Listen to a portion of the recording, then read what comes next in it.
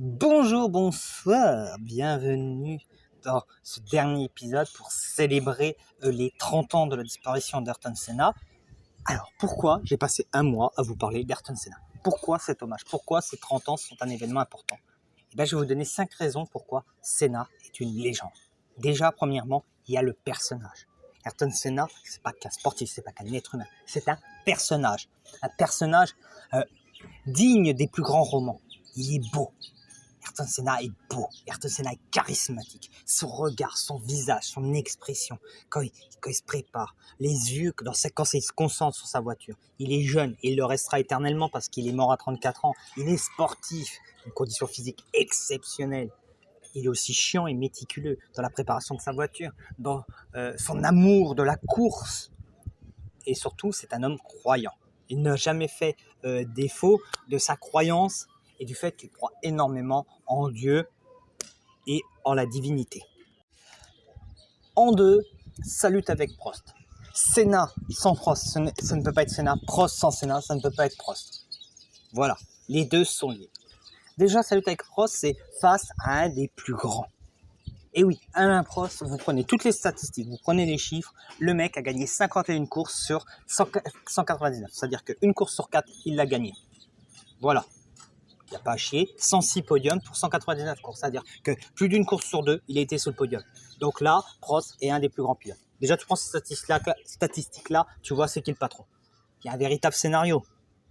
Il y a un scénario. C'est limite, pourquoi on n'a pas encore fait un film dessus, quoi? C'est un véritable scénario, c'est le jeune qui arrive dans l'équipe de Prost, il y a le fight, il y a les accrochages, il y a la réconciliation, la fin tragique, tu me manques Alain, puis 3 heures plus tard, il se mange un mur et il décède. Voilà.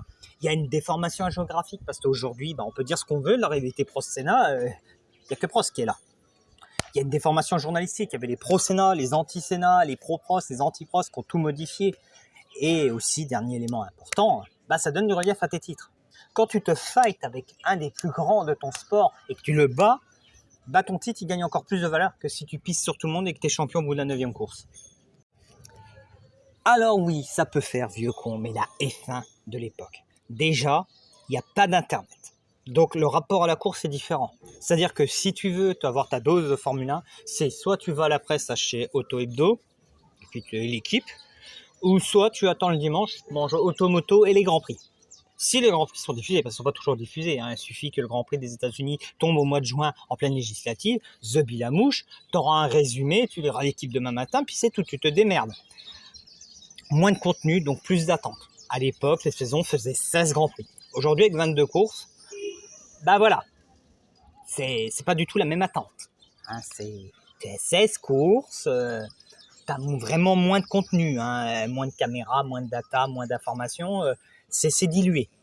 Il y a une dimension risque qui est indéniable, c'est tu trembles à l'époque, tu trembles. J'imagine même pas ce qu'ont dû vivre les fans de Laffite, de Pironi ou de Jos De Angelis qui à l'époque ont connu des accidents graves, parce que ça devait être très violent. Il y a une accessibilité bien plus grande qu'aujourd'hui. Déjà, les billets coûtent moins cher, l'accès au paddock, l'accès aux essais privés, qui sont déjà beaucoup plus nombreux, et une simplicité. Ne pars pas sous des MGUK, des track limites, MGUH, hybridation, système de pénalité, accord machin bidule, les volants qui font sapin de Noël. Non, c'est des gros V6 turbo qui te dégueulent 1000 chevaux, c'est des voitures qui font 700 chevaux. Bon, après, c'est vrai, il y a l'antipatinage, mais c'est juste pour éviter que la voiture elle dérape. Allez, c'est pas compliqué.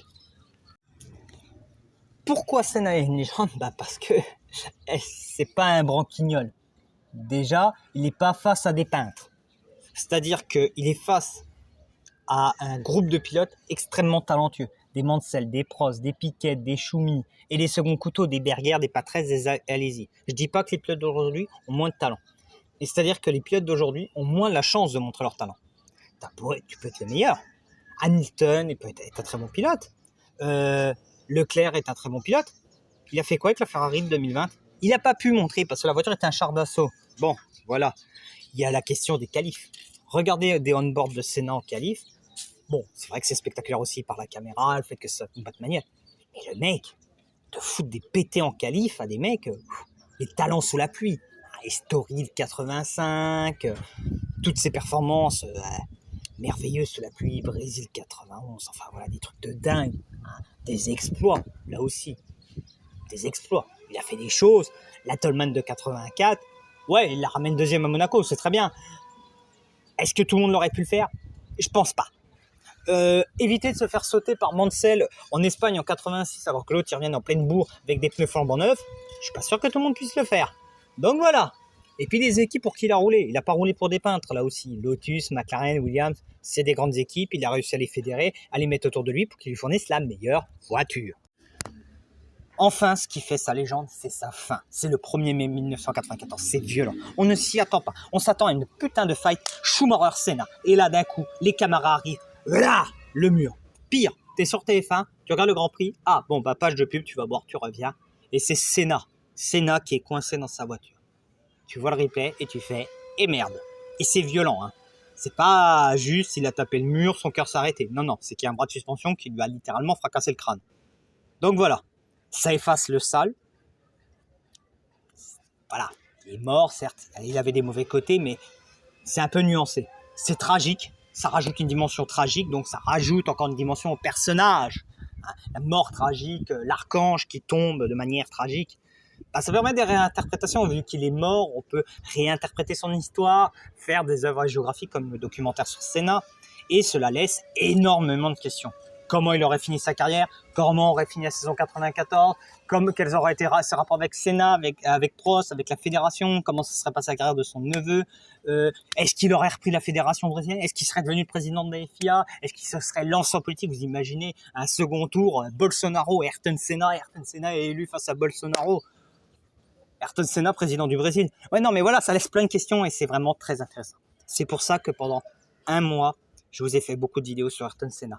Et c'est aussi, ça me permet aussi dans ces vidéos, là c'est un petit message personnel, de rendre hommage à mon papa qui était un énorme fan de Senna. Et je tiens à saluer mon père qui m'a transmis la passion du sport automobile. Papa, je t'aime. Et je vous aime tous aussi. Je vous souhaite une bonne fin de journée. Ciao.